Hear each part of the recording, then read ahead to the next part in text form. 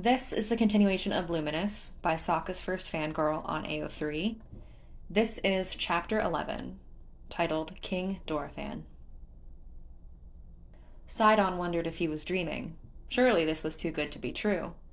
Yes, Baz had warned them to be on the lookout for Link, but Sidon never seriously expected his lost brother-in-law to come walking up the road. He'd thought his father's delegates would find him, or perhaps they'd start to hear rumors of his whereabouts and royal knights would be sent to fetch him. Instead, Link came wandering into the Lanayru wetlands right towards Leto. And now, here he was in Sidon's arms. He was home. He was actually home at last. Mipha, can you see this? Sidon wondered. I promise he's safe now. You don't have to worry about us. We'll look after the domain together. His memories of his sister were blurry, and the same went for his memories of Link, but he did remember Mipha carrying him up waterfalls. He remembered Link carrying Sidon on his shoulders. He remembered wandering into Mipha's chambers and finding her crafting the engagement armor and earnestly asking her who it was for, unaware of its true importance. Zora could not blush, but Mipha had quickly become flustered. Oh, well, she said, fidgeting with her bracelet, a gift from Link. It's a present for Link. Sidon had looked at the unfinished armor curiously. It's not his birthday yet, he remembered saying. No, dearest, it's not, Mipha said with a smile. Is it a present 'cause he killed a bunch of Lionels? Sidon asked. Sagan was talking about it. Not quite, Mipha said. But it's a very special present, and it's a surprise, so I need you to promise me you won't tell him, okay, Sidon? Sidon had promised, even offering a pinky promise, the most solemn promise his child self could think of. Mipha had giggled and hooked their pinkies together, and the bargain was struck. He remembered their wedding. He remembered being in awe, seeing so many Hylians in one place. Muzu had huffed about it. And he'd looked at Lady Urbosa, Daruk, and Revali curiously. He'd so rarely seen a Goron and had never seen a Rito before. While he'd seen the occasional Gerudo, he'd certainly never seen their chief before. He remembered eating a lot at the banquet after. He remembered dancing with his sister, radiant in her wedding attire. He remembered running to Link and jumping on his back, demanding that Link had to dance with him too. Sidon huffed when he realized that Errol, so much taller than him, was younger than him. Hylians aged so strangely. Most of all, he remembered how Link and Mipha smiled at each other, how they lit up whenever they caught sight of each other. He remembered that Mipha never took her bracelet off, and Link never took his locket off. Link still wore the locket. Sidon felt, perhaps absurdly, relieved. He'd feared it lost. Link did not have the Master Sword on his back, but no matter. Frankly, as important as the sword may have been, it was not on Sidon's list of priorities. With great reluctance, he pulled away from Link, though he kept his hands on his brother's shoulders, holding him in place. No injuries that Sidon could see. He looked confused and exhausted. His father had always warned him that Link's memories could be totally gone, but at least Link remembered something about him. Sidon could work with that. He'd find a way to help jog Link's memories. Somehow, no matter what it took, he'd help. Well, gracious, you haven't changed a bit, Sidon said with a watery laugh. Link looked, well, exactly the same. 17 years old. Petite, with long golden hair and bright blue eyes. Leto's statue in the domain was a work of art, beautiful in every way. But it had not captured the brightness of Link's eyes. Sidon felt a stab of fear at that. Did that mean he was forgetting the brightness of Mipha's eyes, too? Now was not the time to spiral or panic. This was a joyous occasion, not just for Sidon, but for every Zora in their precious domain. His father would be overjoyed. His father! Oh, gracious! They must get home with all haste. We must get home, Sidon said to Link and his friends. Quickly, where are Tula and Groove? They're occupied, Leto said with a wince. In the distance, Sidon thought he heard a scream and a splash. He's scared of heights, Link said, still looking as dazed as Sidon felt. Pardon? Sidon asked. Who is? Groove. Sidon felt totally lost. Leto was looking increasingly embarrassed. Before either of them could expand on that, Tula came skipping up to them, humming merrily. Groove followed behind her, looking dazed but oddly elated. Well, of course he was elated. Their lost prince was found.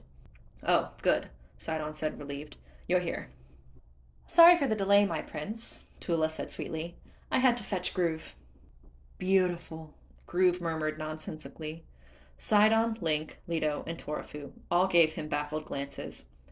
His smile was starting to make Sidon a little uneasy. Perhaps he'd hit his head. Had the local Lizalfos hit him? Let us make haste, Leto said, swiftly diverting attention away from Groove's odd attitude. Yes, let's, Sidon agreed. He glanced behind him to the ruined mountain pass. The shortcuts had been ruined by mudslides. Monsters roamed in great numbers. There was the official path, the long way around, but the idea of letting Link walk that path made Sidon sick. There were so many monsters, and many of them had shock arrows. They wouldn't be able to guard Link if they took the road home. He'd be the ones guarding them from the arrows. Link did not have his Zora armor to scale waterfalls. That was safely in his and Mipha's old chambers at home. But Sidon was not a little guppy anymore.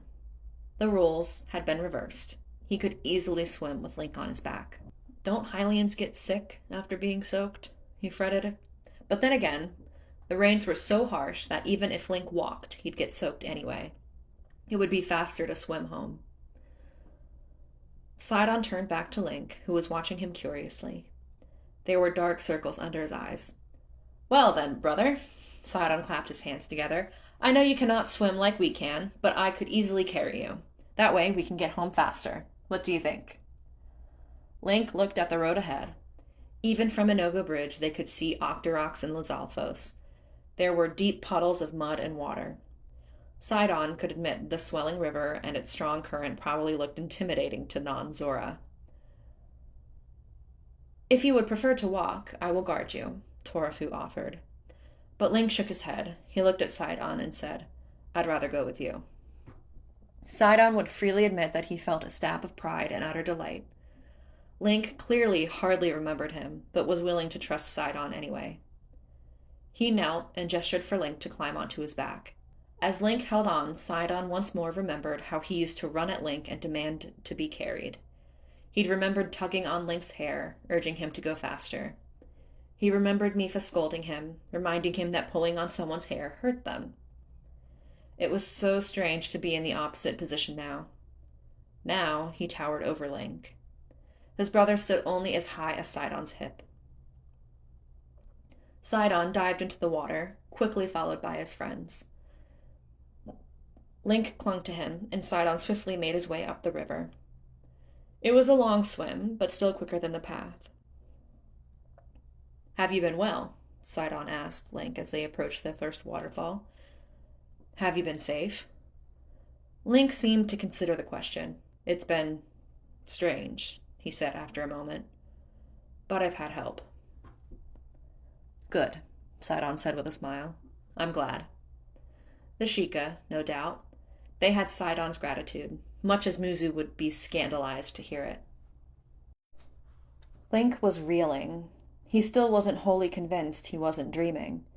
All he remembered of Sidon was that brief flash, carrying Sidon on his shoulders. The photos of the wedding. Yet here he was, clinging to Sidon's back as they swam towards Zora's domain.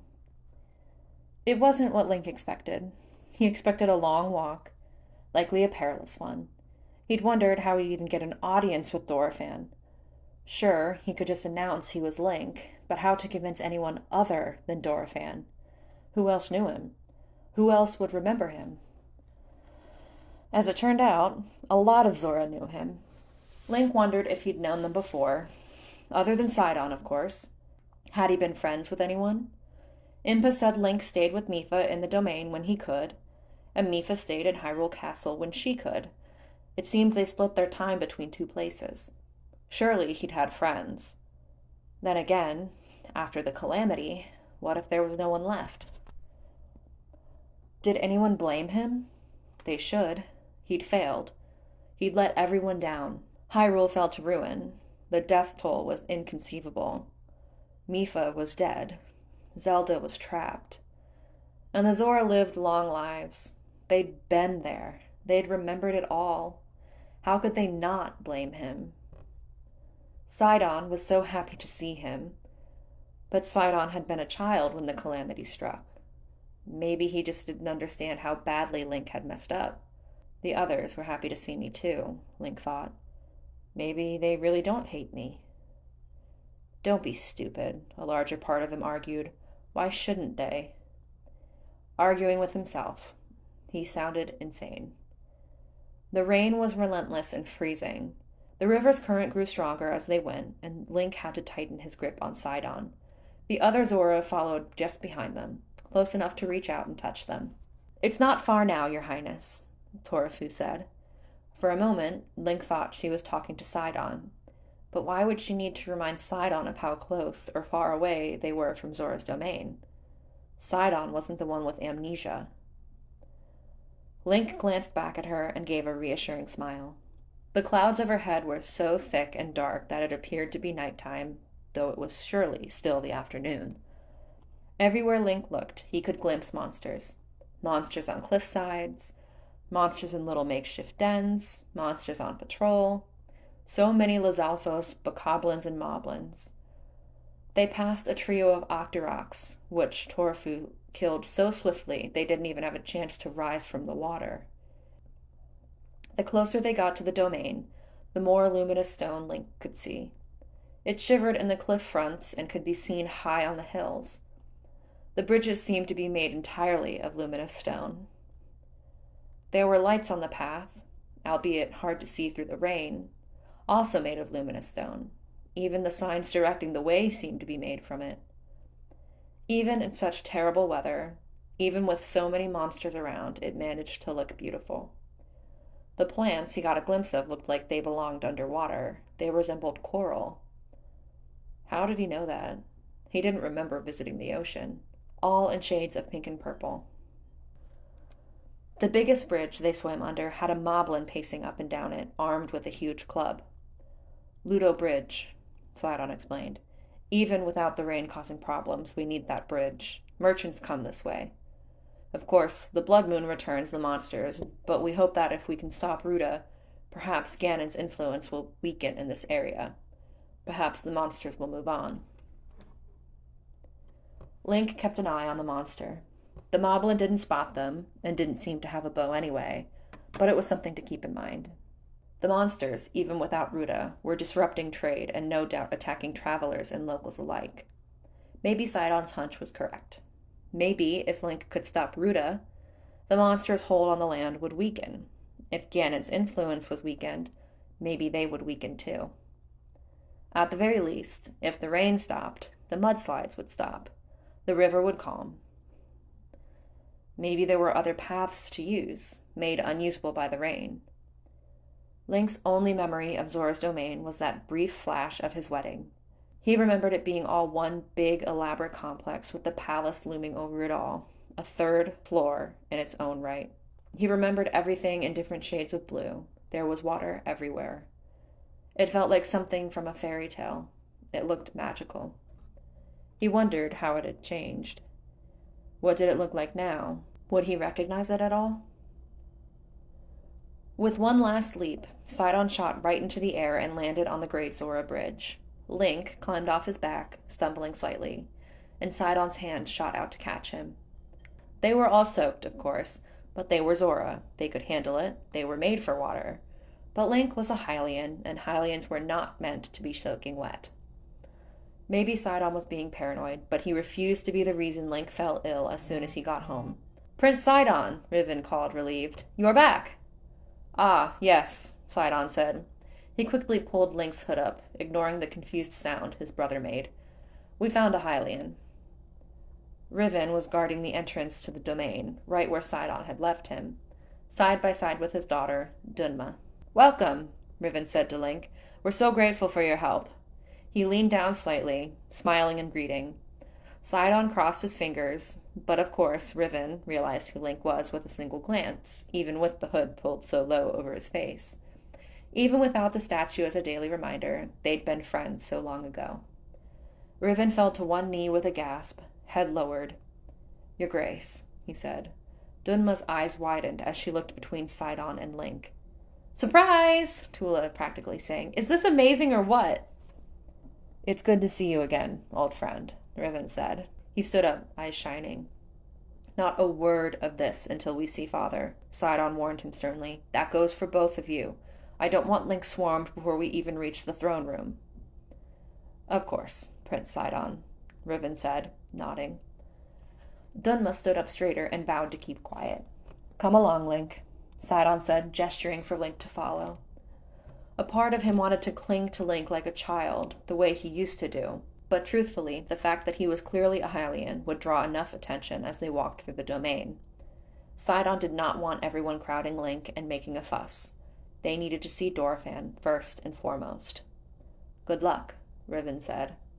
"Nice to meet you," Link said as he passed Riven. Riven's smile faltered, a flash of grief in his eyes.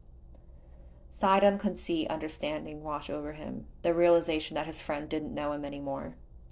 He could hear Riven and Dunma whispering to each other, but they didn't leave their posts. He trusted them not to make the announcement. The rain seemed heavier than ever. The Goron that Sidon had met before could be seen in the Merit Mart. Coda was talking to her daughter outside the inn. Another friend of Link's, who would be delighted to see him. But right in the middle of the courtyard was a memorial statue of Mipha and Link. Link stopped dead so suddenly that Tula walked into him. "Link?" Sidon asked worriedly. "I'm fine," Link said, still staring at the statue. "It must be disorienting to see a memorial of yourself." "I designed it," Leto said shyly. "She's beautiful," Link said, looking at Mipha, a sentiment every Zora would agree with. Sidon hated to rush him, but they really had to see Dorephan. He urged Link onward, a hand resting gently on Link's back. Everyone they passed looked relieved to see a Hylian had arrived, one clearly armed with a sword and a bow, too. A warrior who may be able to help. A part of Sidon recoiled from the idea. How could he possibly ask Link to help him confront Vah Ruta? They'd just gotten him back. How could he lead Link into danger? Mipha would never forgive him. And yet, what choice did they have? Who else could help them? He hoped Muzu found the shock arrows after all. They stopped at the palace steps. Sidon turned to Groove, Tula, Leto, and Torafu. "Thank you," he said with all his heart. "I will never forget the help you gave. Your domain owes you a debt of gratitude, and I swear I will see you rewarded for your services and dedication. But for now, please rest. Link and I will speak with my father." The four of them bowed. Leto headed for the communal sleeping pools. Tula went in search of her sisters, and Torafu mumbled to herself about getting some lunch. Groove, oddly enough, wandered to the edge of the domain and looked down into the water with an excited look on his face. "Are you ready?" Sidon asked Link. "Not really," Link admitted. He shrugged, looking up to give Sidon a wry smile. "But I guess I'm as ready as I'll ever be." Sidon understood. He wasn't entirely sure if he was ready either, but the moment was at hand. He took a deep breath, tried to steady himself, and thought, "Mipha, help us." He prayed she could see this. Sidon led Link up the stairs to the palace. Dorephan sighed in relief as Sidon walked into the throne room. He was followed by a Hylian, a second blessing. "My dear son," Dorephan said warmly. "Welcome home. I see your mission was a success." "More than a success, father," Sidon said. He looked giddy. He looked nervous. His son ushered the little Hylian forward, surely a warrior, judging by those weapons, and when the Hylian was beside him, he pulled the Hylian's hood down. Dorephan's heart skipped a beat. Muzu gasped, staggering back like he'd seen a ghost. The boy, the ghost, the prince looked anxious. Link, their Link, was home at last. So tiny next to Sidon. Absolutely drenched, he stood as tall as he was able to. The Sheikah slate glimmered at his hip. The locket from Mipha was still around his neck. Link stared at him with wide eyes, and Dorephan couldn't breathe. 100 years he'd waited. 100 years he'd worried. The waiting and worrying was over. Link was home. He was shocked back into action when Link waved at him so shyly, like they were strangers. There was no recognition in his eyes, just nervousness. Some curiosity, perhaps. But mostly, he just seemed anxious, like he expected to be yelled at or kicked out. Well, Dorephan would not let him worry a moment more. Tears stinging his eyes, his breath hitching awkwardly, Dorephan reached out and laid his hand on the ground. "Come here, dear boy," he urged gently. Link looked at Sidon as if for permission. Sidon, smiling, nudged him forward. Looking shyer than ever, Link stepped into Dorephan's hand, light as a butterfly. It was something Dorephan used to do for Mipha and Sidon when they were younger. Sidon used to giggle about it, bouncing in place, while Mipha would sit down at the edge of Dorephan's palm, kicking her legs into the empty air. Dorephan raised him until they were at eye level with each other. Bless the child, but he still stood only as tall as Dorephan's thumb. 100 years ago, Link had mastered hiding his emotions. It was something Mipha despaired about. What did they do to him? She'd worried when she and Link met again. What did they do to my friend? Now, Link did not hide behind a blank mask. The child looked utterly lost, wide-eyed and pale. He held onto Dorephan's thumb like it was the only thing keeping him upright. Bedraggled, soaked to the bone, but still Link. "My dear boy," Dorephan said, his voice catching on a sob. "Welcome home, son." Link's eyes watered. He wiped at them frantically, trying to hide it, but the tears still slipped out. "Sorry," he signed. "Sorry, I just—" His hands faltered. He wiped his eyes again. "I don't know," he finally signed. "I don't know what's wrong. I don't remember anything. I'm sorry." Dorephan's heart broke at the confirmation. He heard Ruta bellow and tried not to shudder. Link's head whipped around, staring in the direction of the dam. "That's okay," Dorephan told him. Link didn't look convinced. He looked, very simply, like an exhausted teenager. "That's okay," Dorephan repeated more firmly. He gently tilted Link's chin up with one giant finger, careful of his claw. "I was well aware this may happen, child. We are all aware. I promise we will help you restore your memories. If I may. Do you remember Mipha?" "A little," Link signed, looking devastated. "Not much." It was better than nothing. It was better than what Dorephan had tried to prepare himself for. He could scarcely believe it. 100 years, and the waiting was finally over. Dorephan wanted nothing more than to keep Link close, keep him safe, hide him away from Ganon for the rest of their lives. But Ruta bellowed again, and Link's eyes narrowed. A familiar, determined look on his face as he looked back towards the dam again. Even without memories, he seemed ready to jump into the fray. Even if Dorephan tried to order him to stay home, he didn't doubt that Link would simply sneak out and do what he knew to be the right thing. Muzu would not like this one bit. His dear old friend looked odd. His mouth hung open.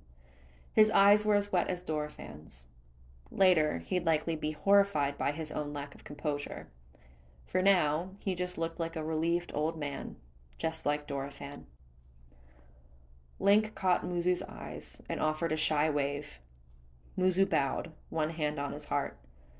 "Welcome home, Your Highness," he croaked. "We swear to you, you are safe now." Dorephan did not want to put Link down. Link gave him a tremulous smile, eyes still wet, and Dorephan wanted nothing more than to keep him here. But, first things first, the poor boy was drenched and starting to shiver. "Well, dear boy," he said gently, "I believe we'd better get you dried off." With great effort, Dorephan stood. The water in the throne sloshed. Little waves of it fell out and coated the floor. No matter, the throne room was always a little wet. Water dribbled off Dorephan, and he knelt down, offering his other hand to Sidon. Laughing, Sidon jumped onto his hand. "Muzu, if you'll come with us," Dorephan said. His friend fell into line, and Dorephan led the way to the stairs behind the throne, up into the palace itself. "Your things are still in your chambers," Dorephan told Link. With a hint of mischief, he added, "You have not grown. I'm sure they'll still fit."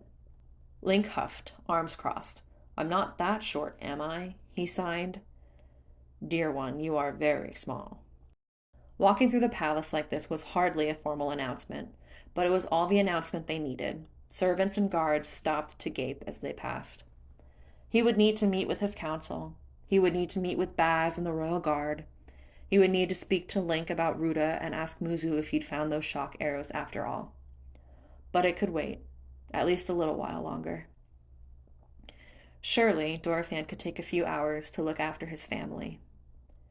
Plainly exhausted, Link sat and leaned against Dorephan's thumb.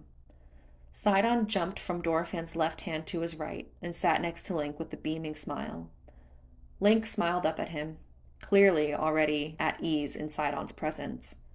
Mipha, my jewel, can you see this? Dorephan wondered. Please, do not worry. We will fix this. We will save the domain. We will help Link remember. We will protect him. Oh yes, he needed to speak to Baz. After all, Dorephan had promised not to leave Link alone all those years ago, and he'd uphold that promise now. If Link was going to travel around Hyrule, and Dorephan knew he would, they could not stop destiny, then he'd need a guard. Dorephan knew just the Zora for the job. Thanks so much to anybody who listens to this. Again, I apologize if I mispronounce any of the Zora's names.